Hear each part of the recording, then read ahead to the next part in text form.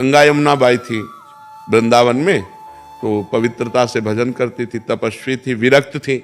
अब ब्रह्मचारिणी थी, तो ब्रह्मचारिणी में तेज होता। तो अकबर बादशाह का भांजा वो यहाँ आगरे का अधिकारी था, तो वो यहाँ वृंदावन आया अपने परिकर के साथ। तो उसने देखा इतनी सुंदर साध्वी और तो तपस्विनी तेजस्वी, वो लुभायमान हो गया। तो उसने कहा इनको हमारी सेवा में भेजा जाए। बोले ये संत हैं, कोई ऐसे थोड़ी है कि ऐसे आ जाएंगे। तो उसने 2 वेश्याएं लगाई। अब आप विचार करो कि इनको किसी भी तरह हमारे महल में लाओ। तो वेश्याएं साधु वेश धारण किया और वहाँ सत्संग करने लगी, बैठने लगी, सुनने लगी, प्रणाम करना, और रोज जाने लगी। 10-15 दिन रोज गई और एक दिन नहीं गई, फिर दूसरे दिन गई। तो पूछना बनता है ना कि आप 10 दिन से रोज आ रही थी, आई नहीं आप।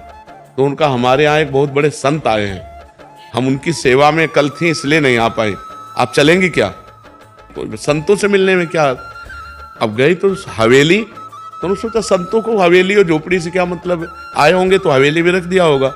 अब ये ही हवेली के अंदर उसे बाहर से सिटकिनी लगा दी वैश्याएं ने, वो तो पैसा के लिए थी।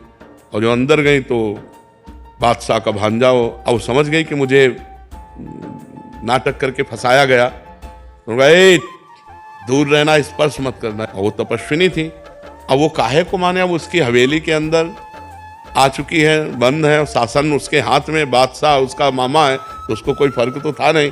वो जे ही आगे बढ़ा तो उन्होंने श्री हरिवंश श्री हरिवंश श्री हरिवंश जे ही नाम पुकारा। रसिकानंद वाले में चरित्र है श्री हरिवंश से। सोई उसको दिखाई दिया कि बाई जी की जगह बबर शेर, और दहाड़ करके उसको पैजामा गीला हो गया, लघु शंका कर दिया, बेहोश हो गया, और बाई जी अंतर ध्यान यहाँ वृंदावन में।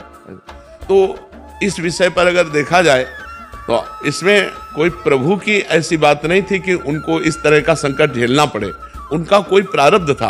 ये प्रभु की कृपा रही कि उन्होंने गंगाबाई यमुनाबाई को इस तरह से भगवान ने बचाया, ये प्रभु की कृपा रही। लेकिन उनका कोई पूर्व का ऐसा प्रायश्चित रहा कि जो उसके सामने जाना पड़ा और वो गंदी दृष्टि से ऐसा देखा, क्योंकि वृंदावन में बहुत थी, उन्हीं के ऊपर क्यों दृष्टि गई? तो कोई प्रारब्ध संयोग, ये कृपा रही भगवान की कि वो छुआ नहीं और बच गया, ऐसा हो। फिर वो बाद में आया और चरणों में साष्टांग दंडवत हुआ और कहा मुझे क्षमा कीजिए, तब से मैं जल रहा हूँ। तो उन्होंने कहा आप जो है संतों के प्रति ऐसा भाव न रखें, आप जाओ आनंद से भजन करो, हमें कोई आपसे द्वेष नहीं है। तो